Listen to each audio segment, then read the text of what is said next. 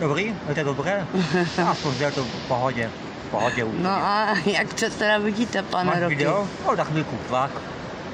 Jo? Musím ty zuby trochu chovat a strojek nenosil, tak teď mám následky trvalé.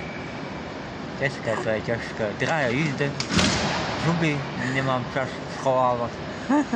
Máte čas schovávat. Nemám, jako musím se snažit, zapomeneš starosti máš a nemám čas myslet A to jsou vaše pravé zuby?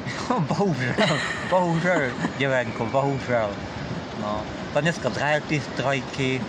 Táta na zvážečce mi slibuje, že na Vánoce mi zaváží udělat takový strojek s vážečkou doma, ale nevím, on taky nestíhá.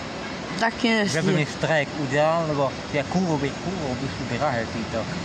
To nemám na to, aby mi zuby dali nové, jako vyrovnali. No, tak no. Ukážeš potom video, jestli jsem pěkný, jestli mám nějaký nějakou vadu krásy a myslím, že nemám žádnou vadu krásy.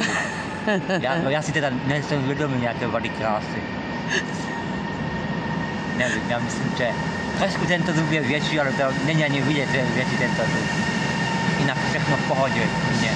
Až že všechno je drahé sice, ale u mě v pohodě všechno. Nejsem si jako vědomý nějakých vad. A to jako mám pozorovací talent, všimnul bych si. Já hned poznal, když někdo něco má, hned to poznal. To není jen tak jako utajit. Ještě v dnešní době to bych viděl. A to koukám 5krát denně jako, skoro jako Sněhurka, ale neviděl jsem nikdy.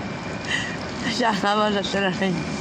Nejsem si vědom, a mám velké zrcadlo, v každém pokoji velké a neviděl jsem nikdy nějakou vadu krásy.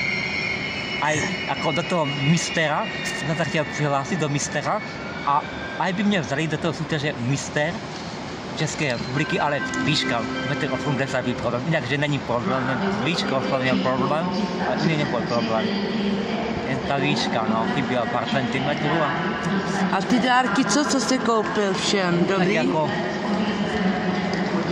tam může být nějaká chybička, ale u mě není jako chybička. Není, jo? Opravdu být, aby nebylo tak dlouhé video a už chodí lidi, že nemůžu.